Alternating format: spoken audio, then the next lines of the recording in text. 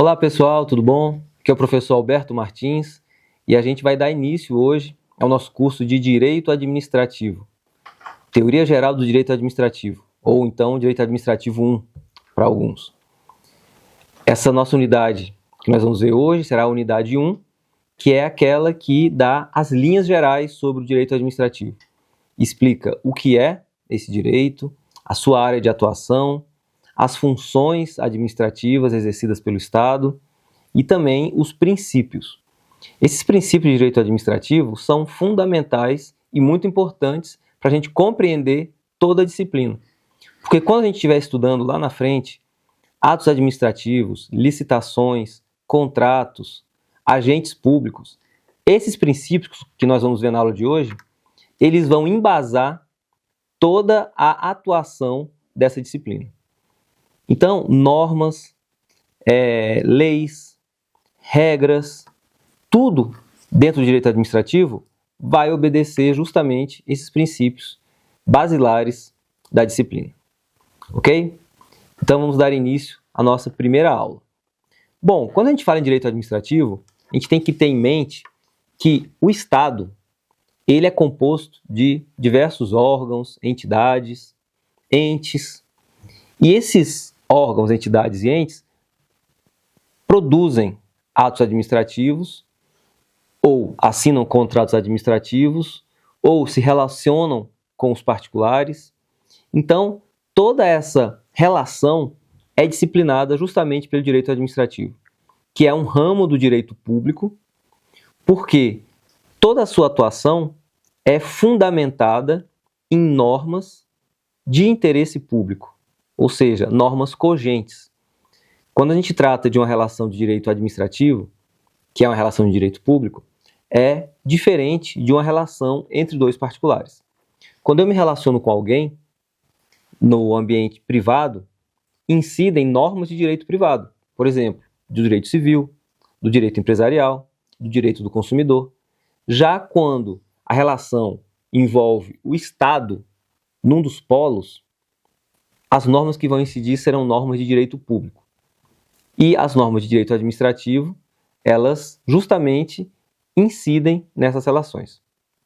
E por que essas normas incidem de uma maneira diferente? Porque o Estado, quando ele atua com uma finalidade pública. Ou seja, tudo que o Estado faz é feito visando atender ao interesse público, ao interesse coletivo. Por essa razão, tudo que o Estado fizer tem esse embasamento, tem essa legitimidade. E essas normas que vão incidir vão colocar o Estado numa posição de superioridade em relação ao particular. Porque o interesse que o Estado vai agir é sempre em prol, em benefício de toda a coletividade, de toda a população. Então essas normas vão incidir nessa relação e, consequentemente, os resultados dessa incidência das normas vão ser diferentes dos resultados de uma relação de direito privado. Então, por exemplo, quando eu faço um contrato com outro particular, nessa relação contratual, eu e ele estamos no mesmo nível.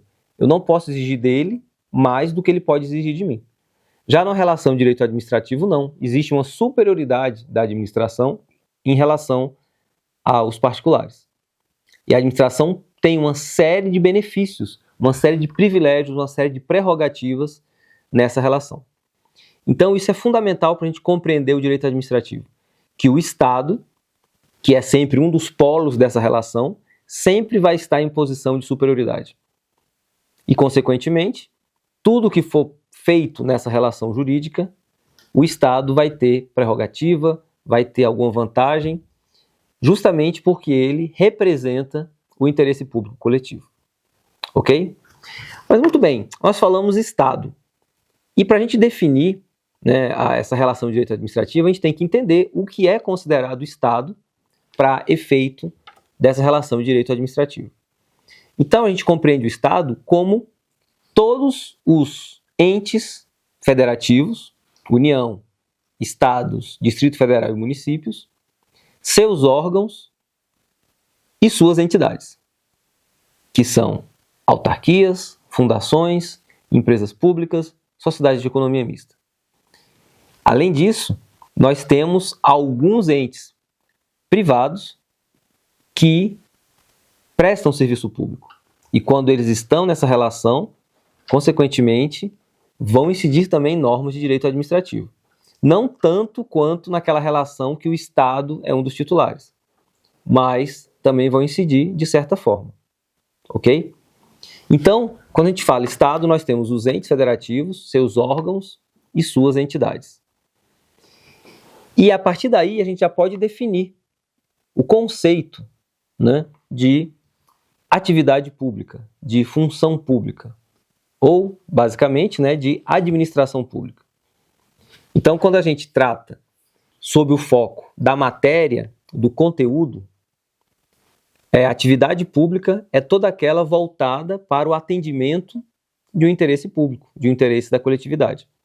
E aí pode ser uma prestação de serviço, pode ser um contrato administrativo, pode ser uma intervenção do Estado na propriedade, uma desapropriação, por exemplo.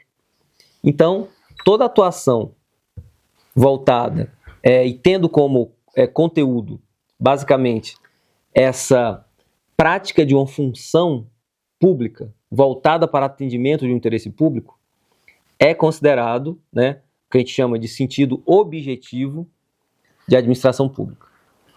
Só que a gente também tem outra perspectiva, que é o sentido subjetivo, ou seja, os sujeitos, aqueles que praticam esses atos direcionados para satisfação de um interesse público. Esse sentido subjetivo, nós temos justamente os entes, os órgãos e as entidades públicas. Então, nós temos dois aspectos relacionados com quem é e quem pratica essas funções, tá certo? Temos o sentido objetivo, em relação ao conteúdo da relação, sempre buscando o interesse público, e temos o aspecto relacionado com o sujeito que pratica aquele ato, que nós podemos considerar os entes, seus órgãos e as entidades públicas, ok? Então, sob esse aspecto, nós conseguimos conceituar, né, a atuação e o que é, né, uma atuação administrativa, né, uma função administrativa, e essa função ela pode ser praticada, pode ser desempenhada pelos três poderes. Às vezes a gente tem uma noção errônea de que atos administrativos e tudo relacionado com o direito administrativo, apenas quem pratica é o Poder Executivo. Isso é errado, tá? Apesar do Poder Executivo ser o poder de excelência que pratica esses atos, nós também temos relações de direito administrativo dentro do Poder Legislativo e do Poder Judiciário. Então, por exemplo, quando a Câmara dos Deputados ela faz um contrato, realiza uma licitação para fechar um contrato de prestação de serviço, de limpeza, por exemplo, ela está desenvolvendo um ato de direito administrativo. Do mesmo modo, quando o Poder Judiciário, né, um tribunal qualquer, aplica uma penalidade num servidor, está atuando no direito administrativo também. Então, apesar do Poder Executivo ser aquele que, por excelência, desempenha essas funções administrativas, nós também temos funções administrativas realizadas pelo Poder Legislativo e pelo Poder Judiciário. Ok? Então é importante a gente aclarar essa situação. E, do mesmo modo, esses entes federativos, como eu falei, eles se expandem tanto a União, no nível federal, quanto os estados e os municípios, assim como o Distrito Federal, né? Todos eles também atuam, né, sob esse regime de direito administrativo. Então, tendo essa visão geral, né, de que o direito administrativo é um ramo do direito público, porque traz justamente normas cogentes de direito público que têm que ser seguidas por todos, tanto pelos órgãos públicos quanto pelos particulares, naquela relação de direito administrativo, né? E o conteúdo do direito administrativo, a função pública que está por trás de toda a atuação e os sujeitos que praticam essas ações. Entes, seus órgãos e suas entidades.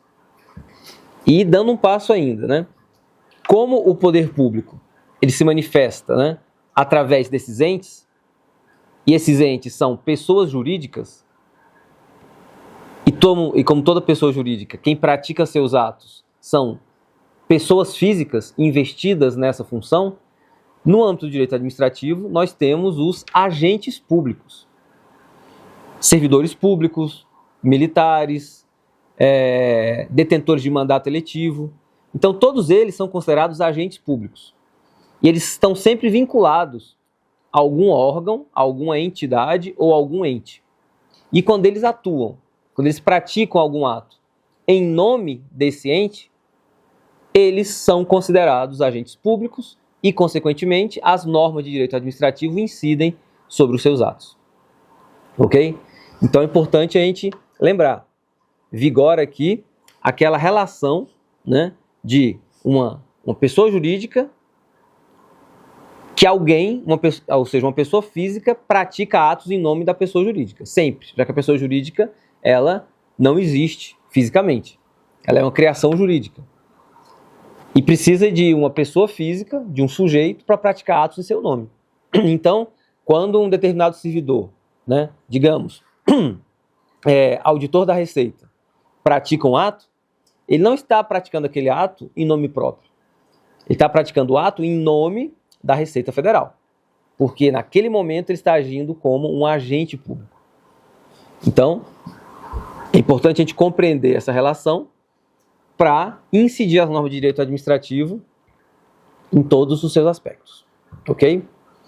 Então, vista essa parte introdutória, né, do que é direito administrativo, de quais são os entes, qual o seu objeto, vamos tratar dos princípios de direito administrativo, que, como eu falei, são importantíssimos para a gente compreender como essas normas de direito administrativo incidem nos diferentes aspectos da disciplina.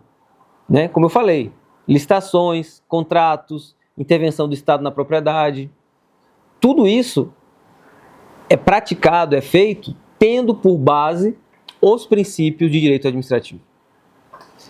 Quando a gente fala de princípios, nós dividimos em dois grupos. Nós temos os chamados supraprincípios de direito administrativo, aqueles que estão no topo, são os mais importantes, e nós temos os princípios constitucionais expressos, que constam lá do artigo 37 da Constituição Federal. Esses supraprincípios, eles são assim considerados porque todos os demais se apoiam nesses dois. Esses dois são supremacia do interesse público sobre o privado e indisponibilidade do interesse público. Então vamos falar de cada um deles. Supremacia do interesse público sobre o privado significa que, na atuação do Estado, o interesse público, que é aquele que tem por objetivo atender às necessidades da coletividade, ele sempre vai estar acima dos interesses privados, dos interesses dos particulares. Então, quando vai ser realizada uma licitação que tem por objetivo selecionar a proposta mais vantajosa para o poder público, quando ele for adquirir algum bem, contratar algum serviço, por exemplo, a escolha da melhor proposta vai ser feita levando-se em consideração o interesse público e não o interesse privado de determinada empresa. Porque se isso for feito e essa empresa for beneficiada, vai se estar violando o princípio da supremacia do interesse público, que é aquele que diz que, na licitação, a melhor proposta tem que ser escolhida com base em critérios objetivos, justamente para que o poder público, que é aquele que representa toda a coletividade, escolha a proposta que melhor atenda, né, aquela necessidade pública. Outro exemplo, quando um servidor público pode nomear alguém para um cargo subordinado a ele, ele vai e nomeia a esposa. Isso é um caso de nepotismo. Nepotismo significa que o interesse privado está sendo colocado acima do interesse público. Ou seja, vai se beneficiar uma pessoa ou a si próprio utilizando instrumentos do Estado. E isso é vedado. E a base dessa vedação é justamente o princípio da supremacia do interesse público sobre o privado. Sempre vai acontecer. Outro exemplo, desapropriação. Uma pessoa tem lá uma determinada propriedade E ela, como proprietária daquele imóvel, ela pode fazer o que quiser ali. Só que aí vem o Estado e fala, olha, existe um interesse público de se construir nesse local uma escola. Porque na região não tem escolas para as crianças que vivem aqui. Digamos que seja uma região rural, por exemplo. A escola mais próxima é a 10 quilômetros daqui. Então, existe um interesse público de se construir uma escola. E nós escolhemos esse terreno particular para construir essa escola. Vai ser feita a desapropriação desse terreno. O proprietário desse terreno pode discordar, mas ele vai ser obrigado a, por meio do procedimento da desapropriação, transferir a propriedade dele para o Estado. Obviamente, mediante o pagamento de uma indenização, esse valor tem que ser justo, mas o interesse público de construir a escola naquele local vai estar acima do interesse privado daquele proprietário que vai ter que transferir o seu imóvel para o poder público.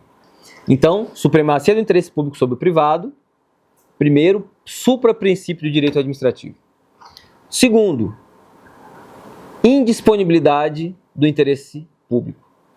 Significa que quando o agente estatal, o agente público, estiver agindo, estiver atuando, ele nunca vai poder colocar o interesse público abaixo de outros interesses. O interesse público ele é indisponível. O agente público não pode dispor desse interesse.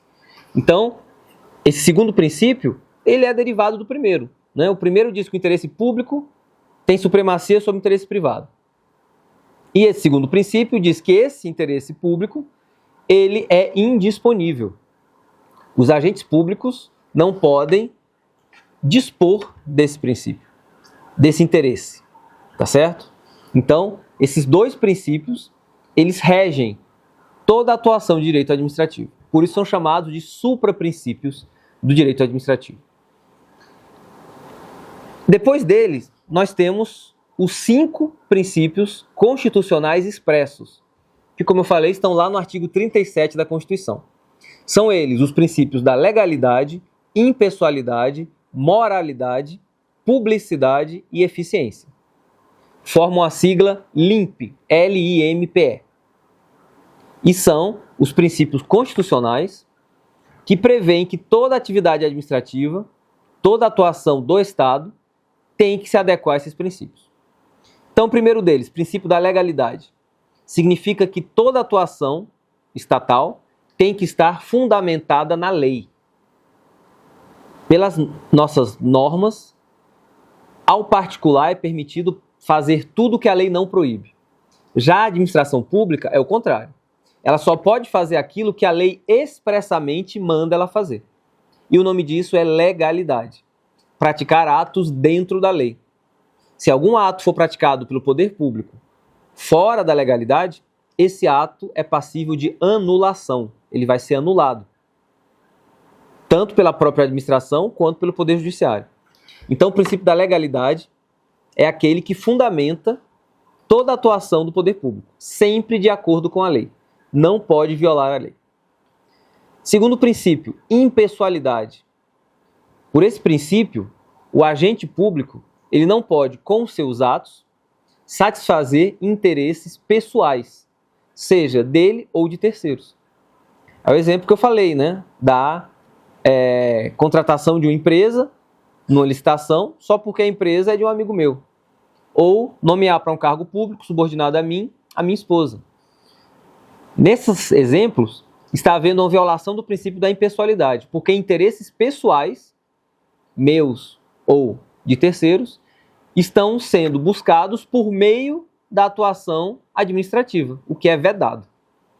Ok? Então, o princípio da impessoalidade significa que interesses pessoais não podem ser utilizados pela administração. A administração tem que agir com impessoalidade. Terceiro princípio, moralidade. Moralidade significa atuar de acordo com a moral, com a probidade, com a verdade, com a ética.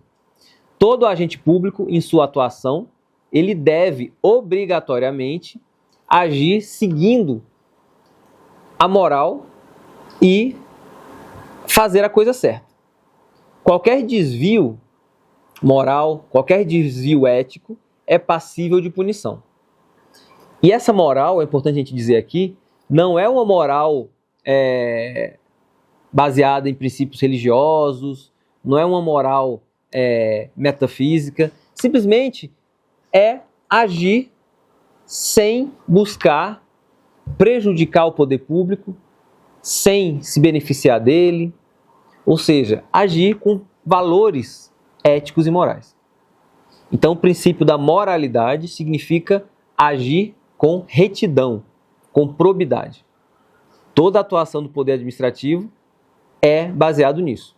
Tanto que a prática de algum ato violando o princípio da moralidade, por exemplo, é passível de punição com base na lei de improbidade administrativa. Quarto princípio, princípio da publicidade. Esse princípio significa que todos os atos públicos, em regra, eles devem ser divulgados. Publicidade significa disponibilidade de informação. Qualquer cidadão pode se dirigir a algum órgão público e solicitar informações sobre a atuação daquele órgão. Se aquelas informações não forem classificadas como sigilosas, que é a exceção, a informação tem que ser prestada. Justamente porque é um dos princípios da administração pública agir com publicidade, divulgar os seus atos. E essa divulgação tem como objetivo permitir que a população saiba o que o poder público está fazendo, para, com base nisso, a população fiscalizar essa atuação e exigir do poder público que pratique atos de uma maneira correta, de verificar se tem algum ato eivado de vício, que violou o princípio da legalidade, da moralidade, da impessoalidade. A população só vai conseguir fiscalizar e controlar se ela tiver acesso a essa informação. E tem o outro lado da moeda, né? Sabendo que todos os atos praticados são públicos e todos podem saber que aqueles atos foram praticados, o agente público também fica com receio de praticar algum ato errado, de, por exemplo, praticar algum ato para se beneficiar, porque sabe que aquela informação é pública, qualquer um pode saber que ele praticou aquilo e ele sofrer as sanções. Então, o princípio da publicidade tem essa amplitude. Controlar a atuação do agente público através de uma divulgação de informações. Todos os dados, todas as informações, todos os atos públicos têm que ser divulgados, tem que ser dada publicidade a essa prática. E por fim, o quinto princípio, o princípio da eficiência. De acordo com o princípio da eficiência, toda atuação estatal tem que estar baseada naquela relação de custo-benefício. Ou seja, obter o maior benefício possível pelo menor custo para a administração. E esse custo não é apenas custo financeiro, é custo de recursos humanos, custo de tempo. Porque se você disponibiliza muitos servidores públicos para um ato que poderia ser feito apenas por um determinado ato que você poderia fazer em 5 dias, leva 30 dias para fazer. Tudo isso aumenta os custos da administração. E quem arca com os custos da administração pública? A população, a coletividade. Então, quando a administração pública age, pratica atos com eficiência, ou seja, buscando que aqueles atos sejam o mais eficaz possível, que atendam ao interesse público, ao interesse da coletividade da melhor maneira, o poder público está agindo obedecendo o princípio da eficiência, certo? Então, esses 5 princípios, legalidade, impessoalidade, moralidade, publicidade e eficiência, são os 5 princípios constitucionais expressos do direito administrativo, constam do artigo 37 da Constituição. E eles são formados, né, são direcionados com base naqueles 2 supraprincípios: supremacia do interesse público sobre o privado e indisponibilidade do interesse público. Então, com base nesses 2 princípios, desses 2 supraprincípios e desses 5 princípios constitucionais expressos, toda a atuação administrativa funciona. A atuação administrativa sempre é baseada justamente em obedecer à legalidade, agir dentro da lei, em não buscar satisfazer interesses pessoais, impessoalidade, agir com retidão e com ética, moralidade, dar publicidade aos seus atos, para que toda a população saiba o que a administração está fazendo e assim possa controlá-la e fiscalizá-la, publicidade, e agir para que o melhor possível, o maior benefício seja buscado pelo menor custo para a administração, eficiência. Toda vez que nós temos um ato administrativo, que é a maneira pela qual a administração pública externa a sua vontade, né? Manifesta a sua vontade. Toda vez que nós temos um ato administrativo praticado com base nesses princípios, nós temos um ato rígido, correto, sem nenhum vício e que vai atingir o seu objetivo, que é justamente satisfazer o interesse da coletividade. E esse é o principal objetivo do poder público, justamente atingir, por meio de atos praticados por seus agentes, que representam entes, órgãos e entidades, satisfazer o interesse da coletividade, seja prestando um serviço público, seja aplicando uma penalidade, seja restringindo direitos privados em benefício do interesse coletivo. Então, toda a atuação do poder público é baseada nesses princípios e visando esse objetivo, o atendimento da coletividade, a busca pela satisfação do interesse público. Ok? Então, essa é a nossa primeira aula de Direito Administrativo, que dá essa visão geral da disciplina, né, o seu conteúdo, o seu objetivo, os seus princípios, e a partir daí nós já podemos partir para novos temas de Direito Administrativo. Com base nisso, nós vamos compreender melhor os atos administrativos, os poderes administrativos, a organização da administração pública, compreender uma licitação, um contrato administrativo e, mais além, entender a responsabilidade dos agentes públicos, compreender os fundamentos da intervenção do Estado na propriedade privada e aí por diante. Ok? Então, muito obrigado. Vamos já encerrar a nossa aula 1. Depois continuamos com a nossa aula 2. Um abraço e até a próxima.